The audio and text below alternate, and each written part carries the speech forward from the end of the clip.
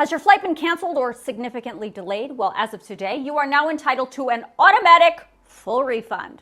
But that's not all. There are some other new airline rules that also took effect today that will apply to your next trip, plus a few limitations. So before I get into what you need to know, you need to understand this is not new. I told you this was coming in this video back in April when the Department of Transportation finalized this rule that has actually been in the works for more than 2 years. So here's what you need to know. These rules will apply to all U.S. airlines and any foreign air carrier that operates within the United States. And it is super, super, super, super important for you to understand that you are not entitled to a full refund if you accept alternate transportation from the airline or travel credits instead. That means if they rebook you on another flight, you don't get a refund. Okay, so how do these refunds work? Well, if the airline cancels or significantly changes your flight, you will be getting your money back, including on a non-refundable flight.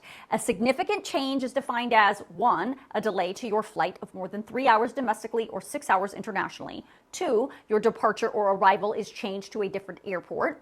3, the airline added connecting flights to your trip. 4, if you are downgraded to a lower class of service. Or 5, if your connection at a different airport or flight on a different plane is less accessible or accommodating to a person with a disability. Now, if the airline loses your bag and delays returning it to you, after you, of course, have filed a mishandled baggage report, the new rule says you will be entitled to a full refund of your checked baggage fee, but only if your bag is not delivered to you within 12 hours of your arrival of a domestic flight or between 15 to 30 hours of your international flight, depending on how long that flight was. Passengers will be entitled to a refund for the extra fees you paid for, like an extra service that you didn't receive, like onboard Wi-Fi, seat selection, or in-flight entertainment. Lastly, this new rule requires airlines to provide you with a travel credit or voucher that will be good for 5 years if you are restricted by a government or advised by a medical professional that you should not fly to, from, or within the United States because of a serious communicable disease. Of course, you may have to provide some sort of proof to be eligible for that.